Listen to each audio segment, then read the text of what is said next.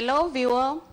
Welcome to Chungu Jamii. My name is Betty Akuku, and I am so excited to be hosting this show today because we are having a very lovely topic with a guest that is going to be joining us in this meeting through Zoom.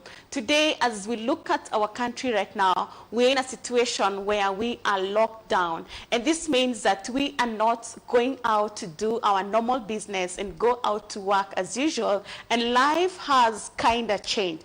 I am joined by a guest that I know you have met, and today I want to bring him on board once again. He's going to introduce himself and take us through this topic called locked down couples. I love talking about relationships, and I know that Emmanuel does as well. Welcome, Emmanuel. Please introduce yourself and tell us more about this. Hey, good morning, everybody. My name is Emmanuel Gasanja. I am the founder of iVow. I'm excited to be here. Tuning in through Zoom in my bedroom because it's the only room that's available in the house. Yes. Emmanuel, good to have you. Where are you talking to us from? Sorry, I didn't hear that. Where are you talking to us from, Emmanuel? I'm in my home, in my apartment, in my bedroom. All the other rooms are taken. Someone is working in the living room, another one is doing homework in the dining room, and another one is doing exams. So this was the only space I could get to have a conversation. Wow. I'm so thankful to technology that this is able to happen even in such kind of a setting. I know, right? I'm excited about it too. Yes, so today we are talking about locked down couples, Emmanuel. And you as the founder of iVow, I know that you meet a lot of couples and people come to you on normal days and on hard days, on happy days and difficult days as couples. And right now, people are locked down in a situation that they either like it or don't like it. People are used to going out and meeting in the evening, and they still have issues. And some people are so happy that, whew, thank God we didn't have the whole day together. What is happening right now in relationships during this locked down period? Well, just like you say, I think it goes both ways. There's the people who are really, really excited about it. Finally, we get to hang out with each other because schedules are out the way, everybody's working from home, and they're really enjoying. But it's the guys who are struggling and, have had bad relationships, communication has been broken. They were so used to, at least I have this kind of peace of mind, who now you're there the entire time, 24/7, 365, and I have to face you and deal with you. Yes. And those couples are really, really struggling. Yeah. There are people who are saying right now, I would rather go out and get coronavirus than stay here with you whole day,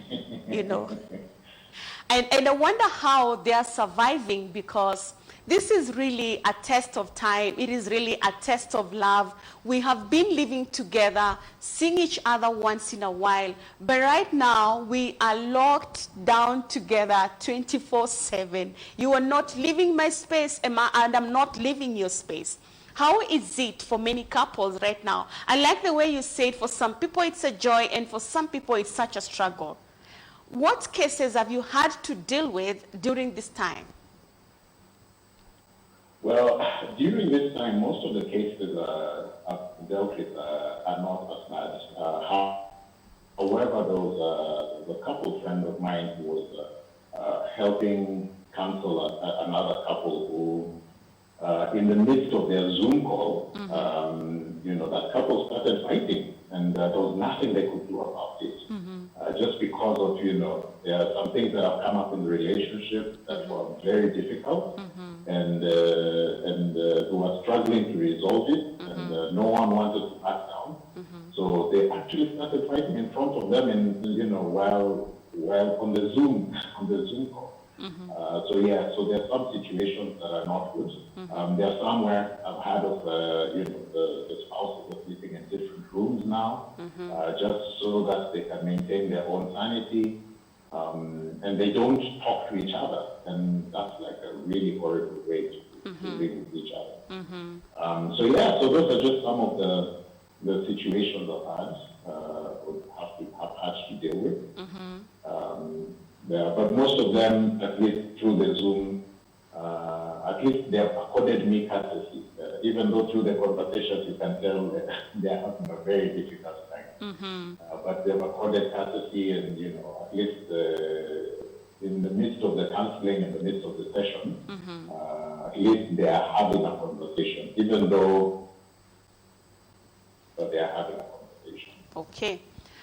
Emmanuel, it is true that when people love each other, then they want to stay together and be close to one another. What happens that now when given that chance, that you don't have to miss the presence of someone, instead of being happy about it, then you are fighting. What is the cause of the fight, other than right now, finances may not be as normal and flowing as usual? What is the cause of the fight that couples have right now, being in the space of each other? Well, again, I think there are very many causes.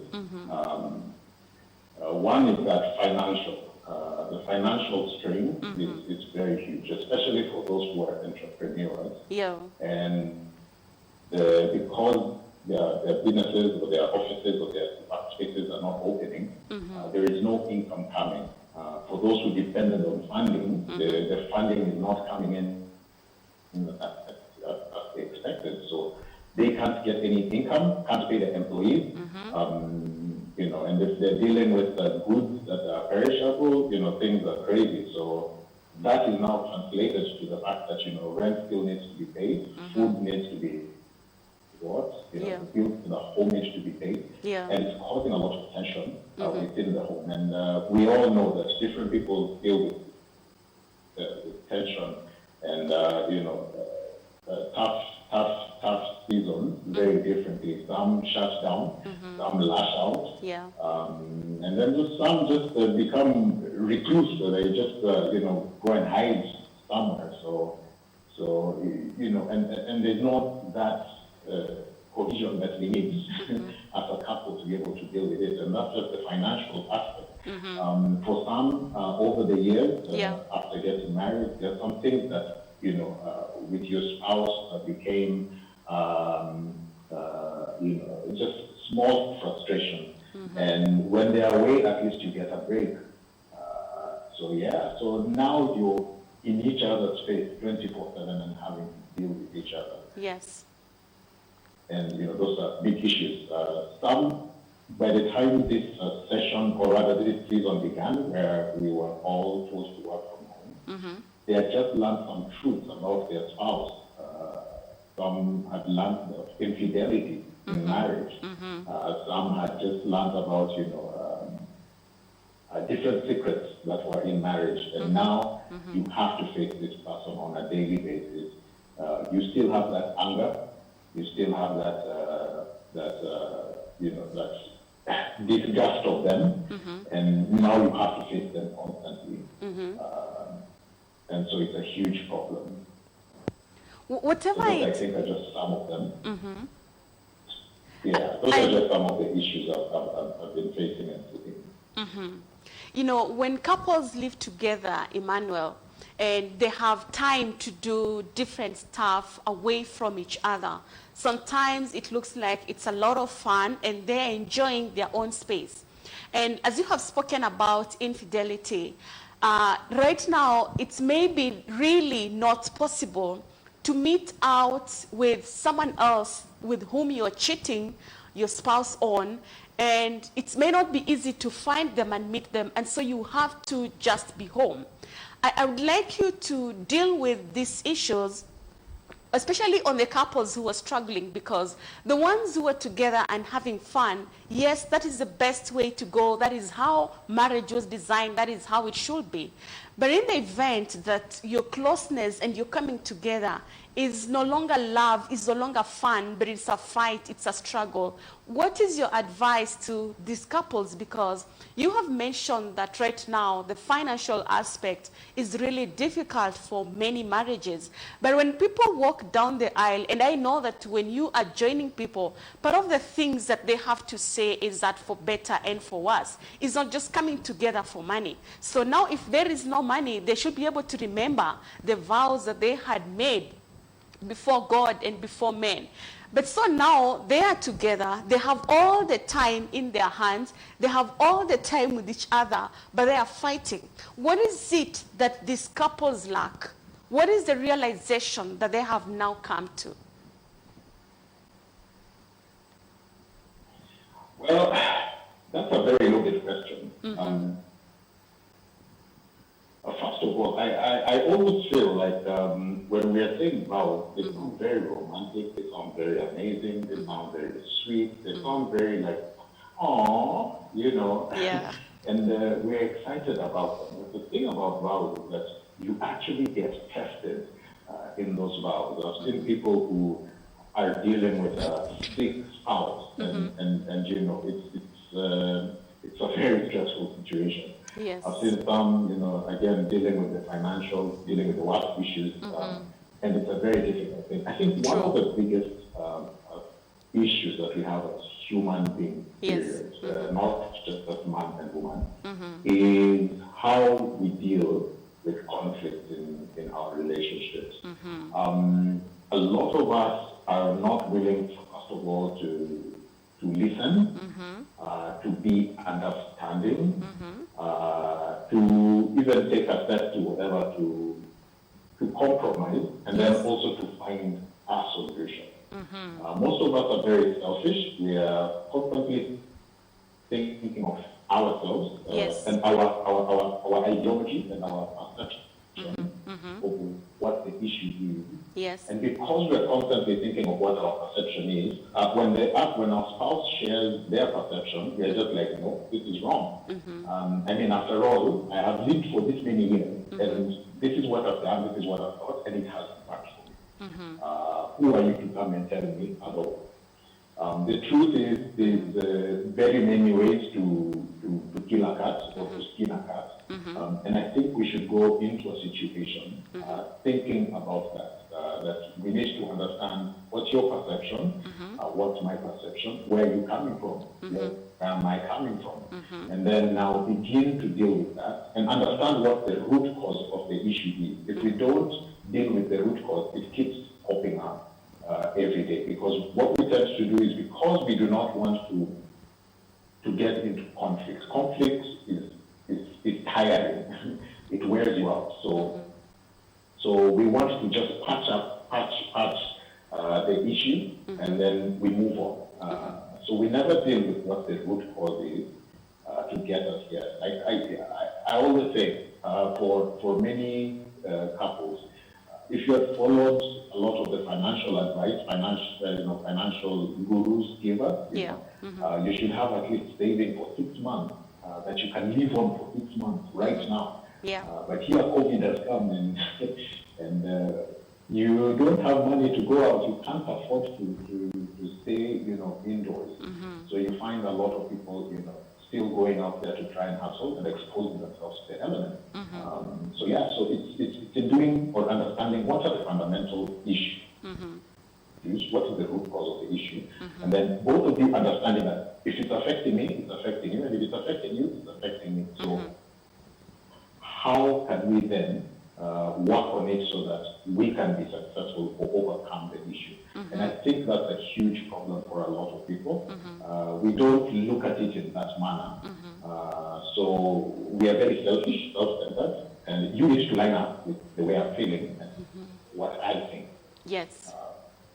And I think that's a huge problem. Okay, Emmanuel, most of couples love to resolve their issues in the absence of children in a private way. They love to drive out and go for dinner and talk it out for maybe some mature couples. But this is a scenario where you are not able to go out for dinner and resolve. You cannot drive all the way to Masai Mara and talk it out. you are here locked down and the children are there and you don't want to shout. Sometimes when you go out into a hotel, you can let out your anger. You can do whatever it is to just resolve this. But now people are here.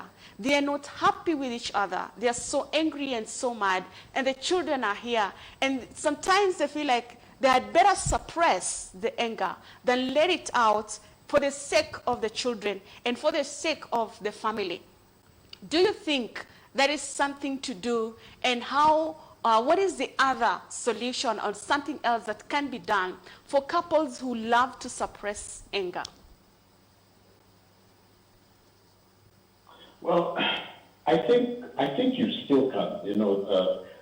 Fortunately or unfortunately for us as a nation, we are not under total lockdown. We do have a curfew, so you do have hours in the day where you can step away from the home. Fortunately, there's not that many people out there, and you can actually still, if you decide to go for a walk, it doesn't have mean you go, out of Nairobi, because at this moment we can't go out of Nairobi. But you can actually even take a walk. My wife and I take evening walks together. We normally go at 4 p.m. when everybody is done with their work. And so from 4 to about 6, we take a walk. And during that walk, we have many conversations. Sometimes they're good, deep conversations, but sometimes they're difficult conversations. We are asking each other hard questions.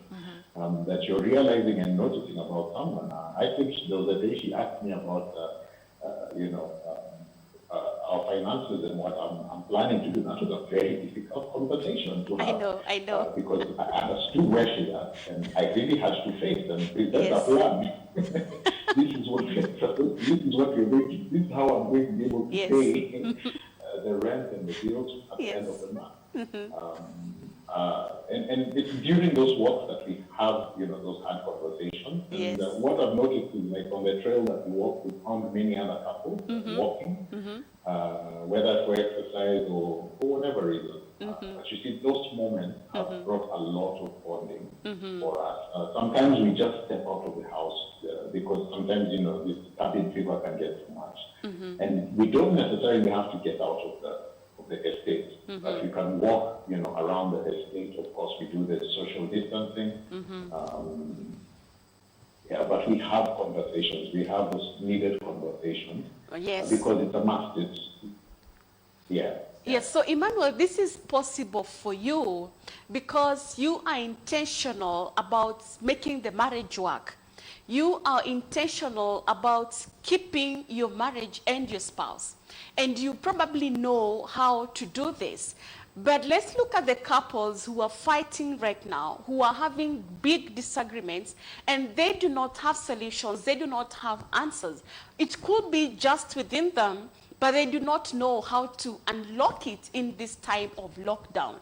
People are fighting because, like your example that you have given to us, if your wife asks you, man, what about our financials? How are we going to pay rent? How are we going to do this? What are you supposed to answer if there is no income coming in? It could just be another source of fight depending on how you respond. So it depends a lot on how you have been relating.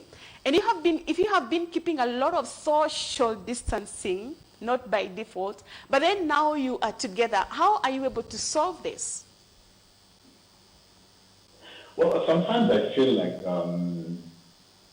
here's the interesting thing. I like what you say, that now we're intentional, now that I want to work on the marriage. But you know what? It wasn't always like that. Sometimes it takes growth. It takes, getting into the fight. It takes walking out. It takes, 1 week of not talking to each other and telling, your child, go and tell your mother this. And her telling, him, go and respond to him and tell him this. It takes those moments to build to where, we're at today.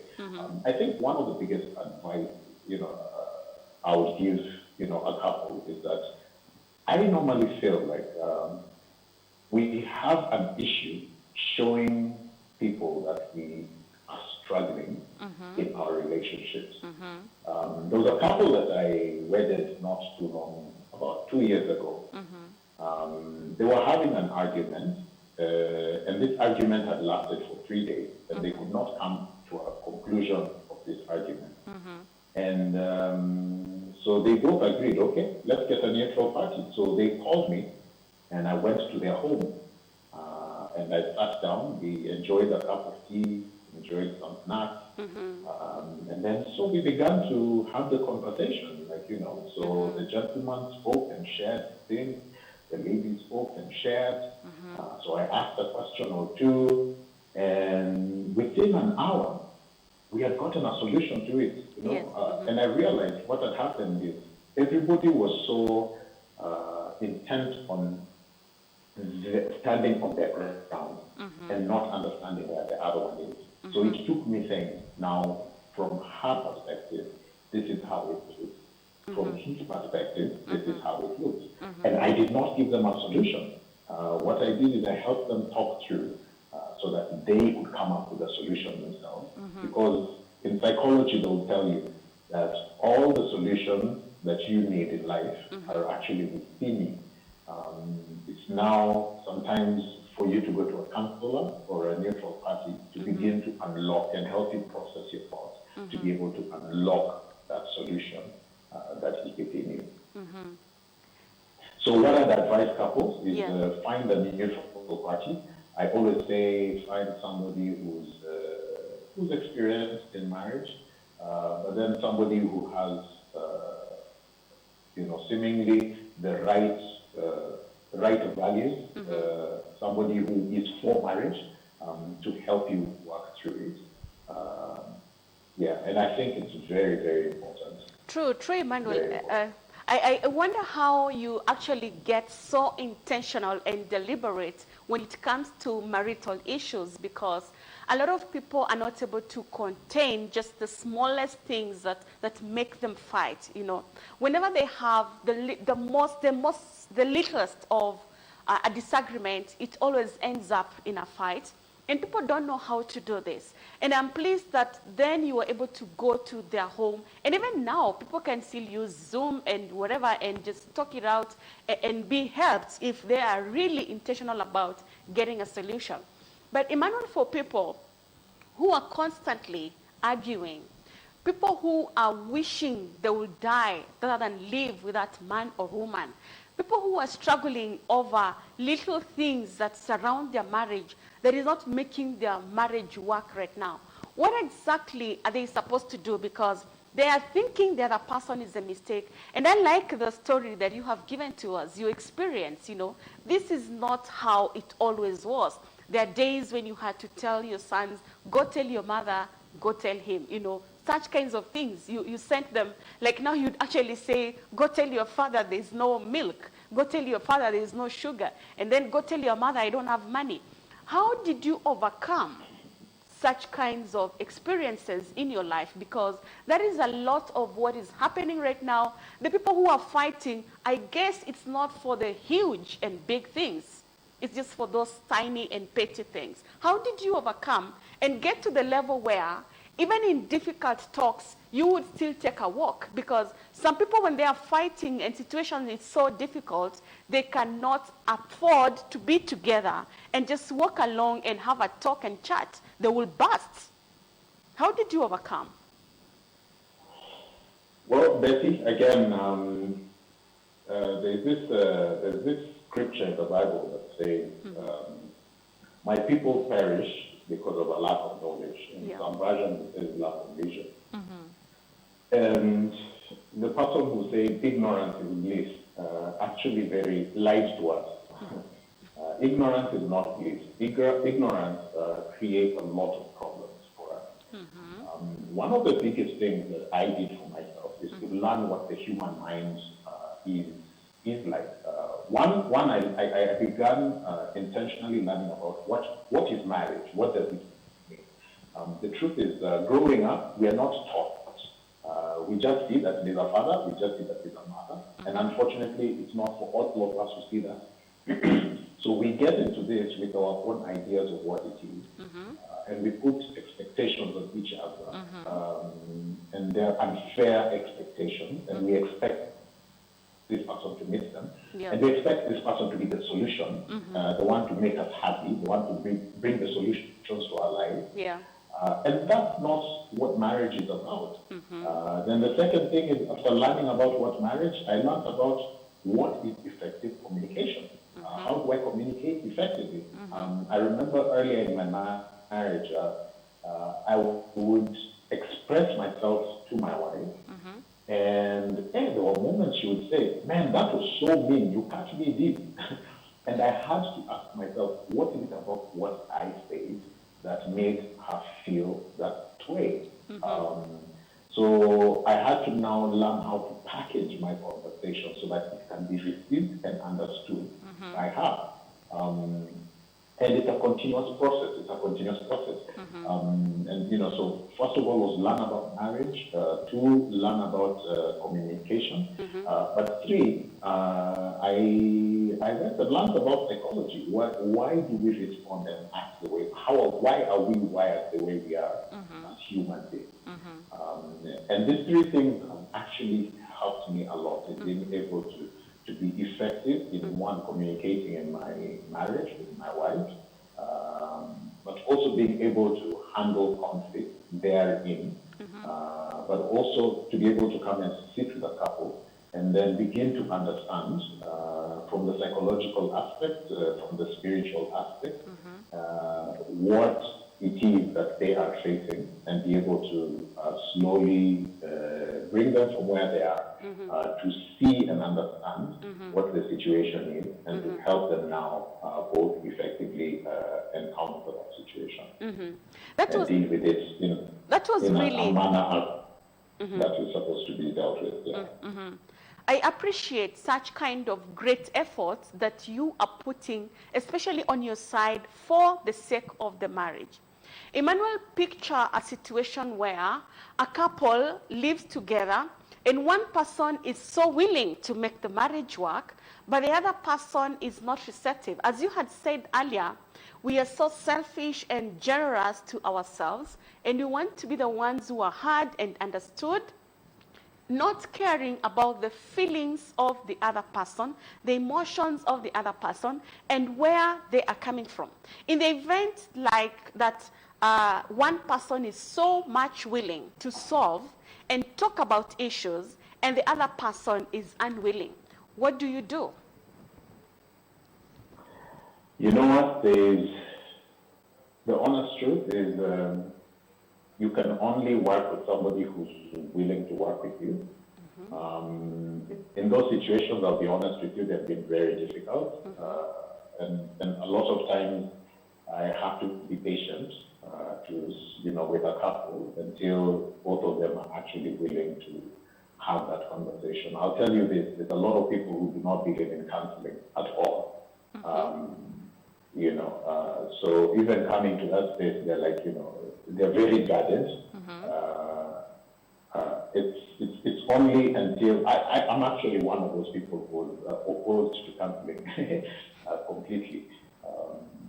I remember it's only until I went to counseling psychology school to understand for the sake of others the importance. that I understood how it works for me. I'll never forget, in counseling psychology school, they require for you to do 8 sessions with a professional counselor. And I'll never forget, in session 1, I went there, all high horse, me and my pastor, got my act together, been married 18 years. What can this guy tell me? I know. And I remember within half an hour, I was literally, the makamasi, kind of right. And then at that point, I realized, oh man, that entire class was for me and not even for the people that I'm going to. So I began to understand what it is and how it can impact me. And I think for couples, it's just important to just tell them to give it a chance. Again, ignorance is what gets us where we are, and we are going through a lot of pain because of our own ignorance, because we do not want to put in the work, because again we are very selfish and want our way in the situation, not in all situations. So we end up, in the situations that we're in. I learned that for myself, and I always teach people that even before I tell them to go for counseling, that you can actually have a good marriage, that you can actually live better, and all it takes is learning and having knowledge about whatever it is that you're doing. It's interesting that we as human beings, for our job, for our work, for our passions, we will do and go to great lengths, learning, doing YouTube videos to learn about our art, our craft, so that we can be better. Marketers are constantly learning. Lawyers are constantly learning the law, reading, different cases that are in the past and how people won them. We are willing to do this for careers and what we deem important. But the truth is, for the thing that is actually the most important, and that's our relationship, our hearts, and the people around us, the family, we are not willing to learn. And it's one of the most unfortunate things that we suffer as human beings in general. Actually, when I listen to you, Emmanuel, I get it that people have so much neglected the area of marriage, and it is the only thing you sign into and say, until death do us part. Unlike other careers where you can train and stop and quit and learn another new skill, and quit again and learn another. But we are not putting emphasis on learning and training. And I like what you say, that for us to do it best and to do good, then truly we have to learn. So for those who are not learning, it basically means they're so ignorant. They're ignorant, and this is not defense. So everybody needs to rise up and learn and train and learn how to make their marriage work and how to make their marriage successful. I like, Emmanuel, that you were able to forsake yourself and get into that class of learning. A lot of people, it's unfortunate that even after 20 years of marriage, they are still fighting. They have not gained any experience to teach to the younger couples, and they have nothing to show just because they were not willing to learn.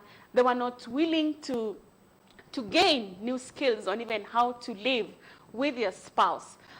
So Emmanuel, where did you get the guts from to go into a class? Because you had experience, you are a pastor, you have been joining couples, you were married for 18 years. I mean, what is it that you don't know about marriage? I wonder what shocked you in that class, that somebody sitting to you and listening to you right now is saying, man, you had never learned this thing, or you just didn't know it.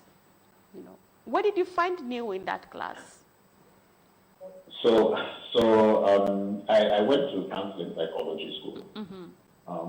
I think until today, the one thing that impacted me the most, and until today, it still blows my mind, is that there's a gentleman who wrote a theory. His name is Sigmund Freud. That's like an analytic theory.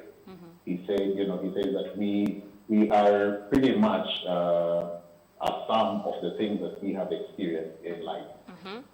And then he goes on to talk about that within the first 6 years of your life is when your personality is formed.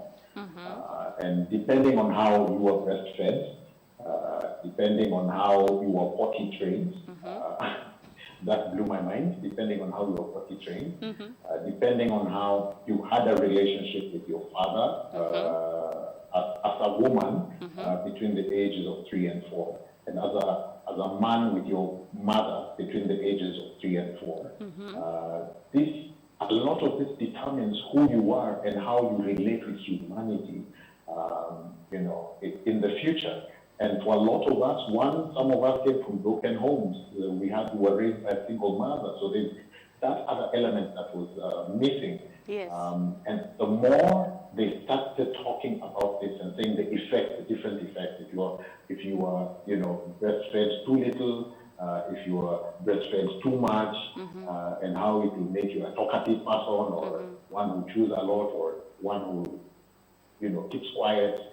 I'm just like, oh my God, we really have issues from the foundation of our lives that we really need to deal with. And it's at that moment, Yes. I became alert and I was ready to listen to what these instructors were saying. So the problems, most of our problems stem from one, how we were raised. And then just think about it also this way. Our grandparents, growing up, there was no school, there was no education, there was no work per se.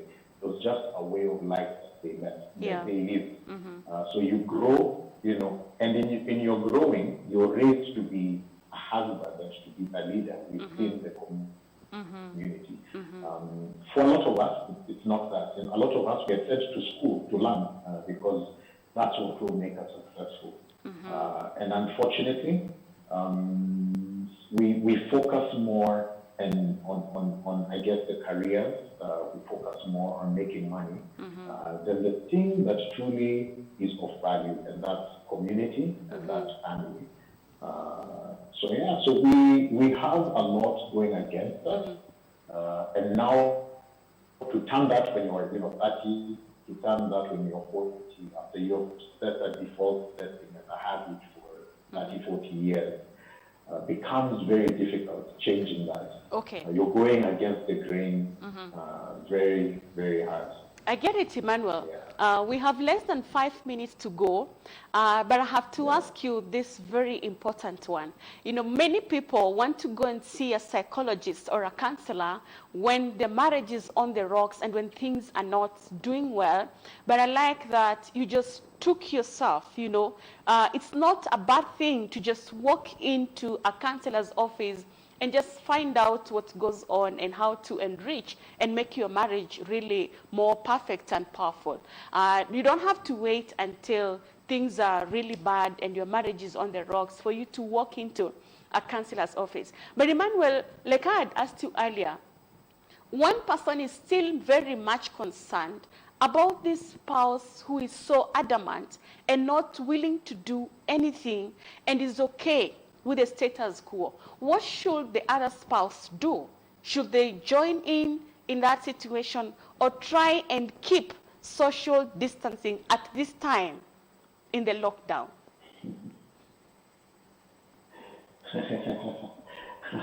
I like that question. It's a hard question to answer, but I like it. Well, first of all, let me say, for me, I didn't intentionally do it when things were okay. I actually did it because of the tough things that we have gone through in marriage, and my hard-headedness, my wife's, hard-headedness too. So it's through all those that's fighting that we decided to do that, and intentionally take it. But and we thank God that we have been together for 18 years now. So that's actually, I think, by God's grace, and I'm always grateful, and I give Him the glory for that. Now, for that couple, I think the only thing you can do is really suggest to your spouse, can we seek a neutral party? And you can't force them into anything. But the one thing that you can do, and I think I have learned, is that learning how to truly love somebody, even through their tough season and their hard-headedness, their tough, or whatever it is, whatever it is that you feel about them. Doing your part. Can actually begin to change them and to change them how they respond to you. Sometimes I've learned that we respond to the people around us the way we respond to them because there's something about them that makes us feel less worthy, that makes us feel, not 100%. So in an effort to fight against whatever it is, we respond the way we are responding. I think it's important for us to find. Sometimes it takes the one who is sane, it takes the one who is in the right place to take the high road and say, you know what, I pledged and I committed and made a covenant to love you, Yes. Regardless of where you are at. And Wow. in loving you, it is my hope that you will change. And a lot of times when I've seen couples do that, I've seen change in their life. Wow. Emmanuel, thank you. Thank you so much. You have given us great... You're welcome. You have given us great counsel, and we truly appreciate. And I like that the last words that you have mentioned have really been powerful. They have sounded great in the ears of our viewer and listener today, because if you actually know the right thing to do, just do it, regardless of what the other person is doing. You who knows and have learned, then you just better do that which is right. And everybody needs to get learning. The way we learn and acquire new skills to do our jobs, man, we've got to do this thing even in our marriages as well.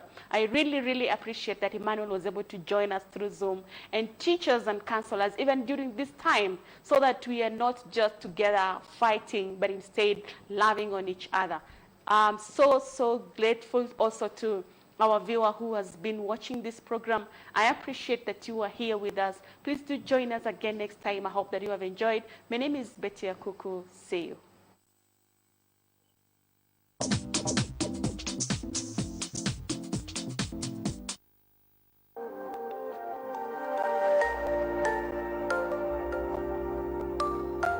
Everywhere, GBS.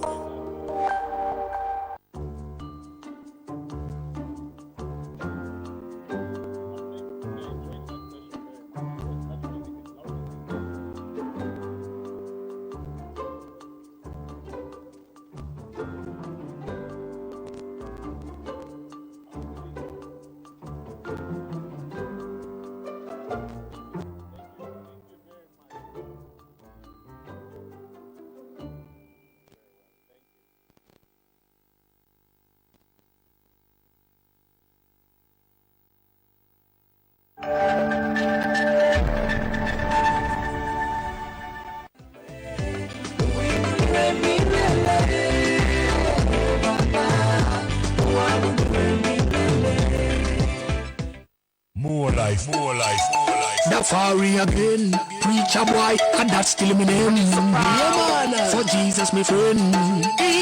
Ni Sunday Sunday, natoka chat nasikia njaa. Leo ni ile day sita fast nasikia njaa. So wait up, kamera kachekida, usikuje hata menu. You know, ukileta nyama choma soda leta na kasembe. Life na Yesu acha nijibambe. Nyama choma soda leta na kasembe. Life na Yesu acha nijibambe. Ukileta nyama choma soda leta na kasembe.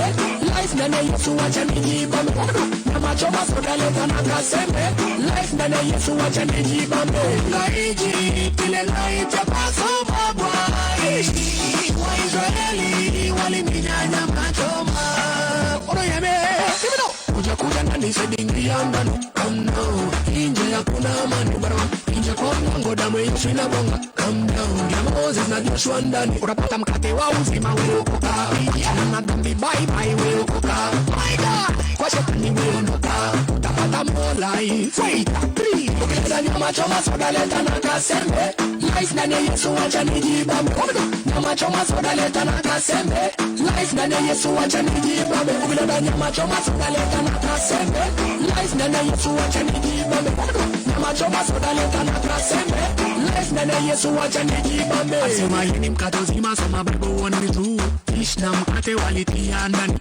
Last time, kabla hajapaa juu, maboys walininya last hapa mkate na juu. Kama foodi kubasi kwa nini nisinyam na nitasema kanitam. Toka Machakos hadi Dar es Salaam, salam. Hadi na tabasamu, chakula tam tam. Meokoka unyam nyam. Yesu ni mtam tam. Waita! Ukileta nyama choma soda leta na kasembe. Life ndani Yesu acha nijibambe. Nyama choma soda leta na kasembe. Life ndani Yesu acha nijibambe. Ukileta nyama choma soda leta na kasembe. Life ndani Yesu acha nijibambe. Nyama choma soda leta na kasembe.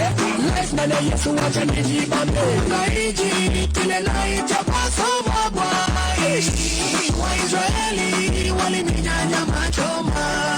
Ono yeme, kuja ndani sedingi ya ndani. Come now, inje ya kuna amani barwa.